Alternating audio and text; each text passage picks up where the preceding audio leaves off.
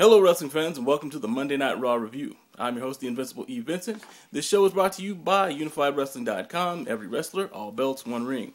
Now tonight's show opened up with a tribute to Martin Luther King. This was followed by Mick Foley coming out to the ring and talking about how he wants to participate in Royal Rumble. Now initially when he was brought back to WWE, it was supposed to be in a non-wrestling role, and he voices this, but he says, he really wants to get back involved with it. He asked John Laurinaitis, and he wants to get back into the ring. Now, Dolph Ziggler comes out. He says that Mick Foley has no business getting back in the ring. In fact, Mick Foley had no business being in the ring in the first place. He's basically a glorified stuntman. He's a has-been, almost a never was, and he has no business getting back into the ring. CM Punk comes out, and he makes it known that, he backs Mick Foley trying to get back into the ring. He has no problem with him getting back in the ring, and should he win, he has no problem facing him for the championship. Now, John Laurinaitis comes out, and he tells Mick Foley that he took his request under advisement, but his answer is no. Mick Foley can't get back into the ring for Royal Rumble. The crowd voices their opinion with a lot of boos as John Laurinaitis goes to leave. Now, this is followed by match number 1, which is Epico and Primo versus Air Boom. Now, this is actually Epico and Primo defending their tag team championship, which they won from Air Boom over the weekend at a house show in Oakland. Now, Epico and Primo won this match. They retain, and they're now the champions. And so now they're going to be facing basically other tag teams coming through up at this point. That was Air Boom's rubber match, and they lost. So, moving on to what happens next after that, John Laurinaitis announces that there's going to be a 6-man tag match. This is between Dolph Ziggler, Mark Henry, David Otunga versus Daniel Bryan, Chris Jericho, and CM Punk. Yes, that's right. Chris Jericho is finally coming back to wrestle. Sort of. Zack Ryder hasn't actually been medically cleared to be there tonight. He says that he's supposed to. The clearance is supposed to come through, but he's supposed to. He's still taped up from his attack that was visited upon him last week by Kane. But he has to defend his title, or else he'll have to forfeit. Now. He says he's going to go in, and he does. In match number 2 is Zack Ryder versus Jack Swagger. Now, during this match, this was the United States Championship, by the way. Now, during this match, Zack Ryder's ribs, his midsection is basically taped up, and that's exactly what Jack Swagger goes to attack. He basically power bombs him by the waist 3 times, pretty much in a row, and Zack Ryder can't continue, and Jack Swagger wins. So Jack Swagger is now the U.S. champion. After this, John Laurinaitis comes in with an envelope that David Otunga had given him prior to that, which was the medical report saying that he could not wrestle. He was not cleared to wrestle, which means that he should have retained his title. But all John Laurinaitis had to say about that was, "My bad. Here's the paperwork that says you weren't supposed to wrestle. Sorry about that." And there you go.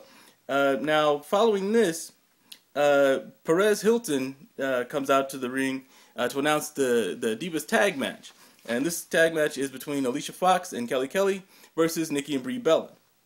Now, during this match, the Twin Magic, the Bellas tried to pull the Twin Magic on Kelly Kelly. However, Perez Hilton got involved. He pulled whichever one of the Bellas it was, out of the ring, and basically the one who was already wrestling got rolled up by Kelly Kelly. And the winners were Alicia Fox. Did I say Alicia Keys before? Alicia Fox and Kelly Kelly. Now, moving on from that, after the match, by the way, the Bellas pushed Perez Hilton down, but Kelly Kelly and Alicia Fox faced him down and they walked away. Now, after this, R-Truth comes back into the ring. And he's getting ready to speak. Before he speaks, Wade Barrett comes out. Barrett says that he'll be the winner of the Royal Rumble. He says R-Truth is delusional. R-Truth asks him why is he so mad. He says, hey, you should be happy. They're right across the street from the happiest place on earth, which Disneyland. He said he went to Disneyland. He saw Mickey. He saw Donald. He saw Pinocchio, and he said that basically that when he asked if Wade Barrett was going to win, Pinocchio said yes, and Pinocchio's nose started to grow, and they went on from there to start battling back and forth. As R-Truth was getting ready to make his great announcement that was the truth, the whole truth, and nothing but the truth. Here comes The Miz. Surprise, surprise. Now, the Miz has been menaced by R-Truth, attacking him for the last couple of weeks, and so he responds in kind. And as they're fighting, Teddy Long comes out and makes a match out of it. By the way, Sheamus runs to R-Truth's rescue, but before, as the four guys are in the ring, Teddy Long comes out and says they're going to have a four-way over-the-top rope elimination match.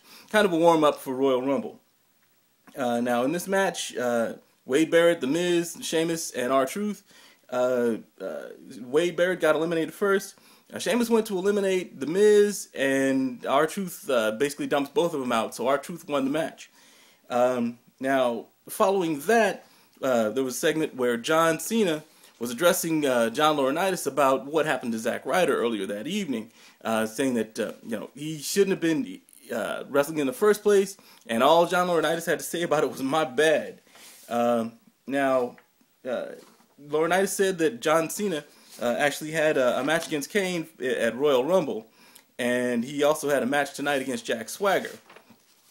Now, the next match was the match that Laurinaitis was talking about, John Cena versus Jack Swagger. The match itself, the bell never actually rung, because right after Swagger came out, John Cena came out and started beating Swagger all over the place. He beat him in the ring, he beat him out of the ring, on the announcer's table. He bounced him off the metal steps. First it looked like he was going to stomp his melon on the steps. Then he took the bottom half of the steps and looked like he was getting ready to squash Jack Swagger's head between the two segments of stairs.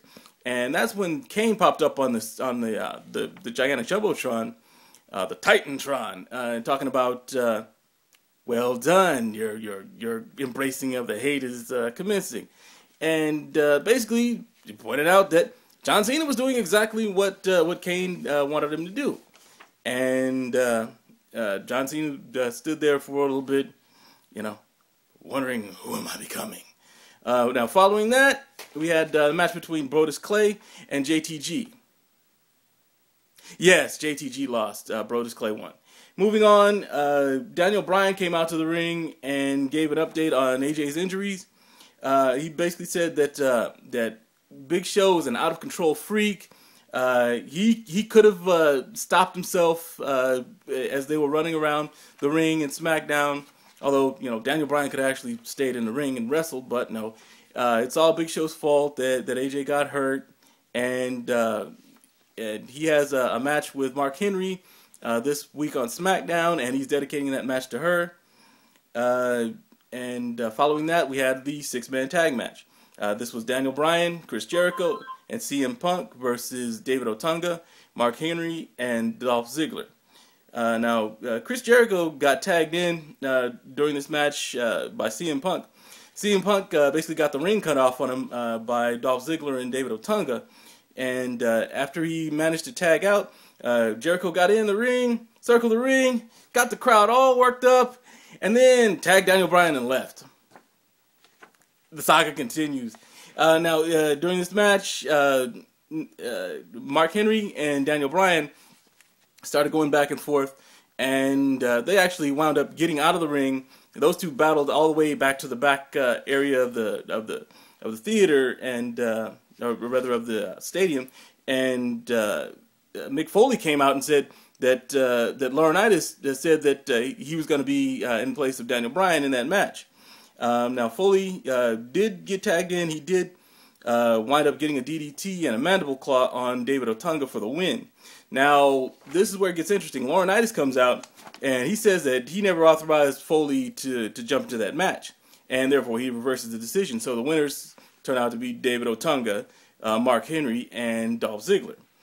Now, CM Punk grabs the mic, and he tells Laurinaitis, basically lets into Laurinaitis, says, among other things, that if he screws him in his match against Ziggler, you know what's going to happen. But if he screws him in his match against Ziggler at the Royal Rumble, CM Punk is going to, quote-unquote, kick his pathetic ass.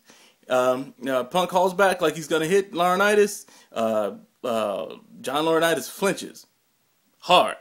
And after CM Punk leaves, Laurinaitis tells Mick Foley that yeah, he will screw Punk, and he's tired of being intimidated and bullied by CM Punk. Pretty soon he's gonna be the permanent GM, and then you'll all see. And he's mad as hell. He's not gonna take it anymore, etc. And to cap it off, he hits Mick Foley in the head with the microphone and leaves. And that was how the show concluded.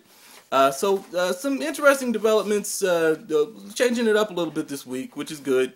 Moving toward Royal Rumble. Now, we're going to have another show again on Thursday. Go ahead and check out the TNA Impact review with Caesar Scorpio. And for myself, the Invincible E. Vincent.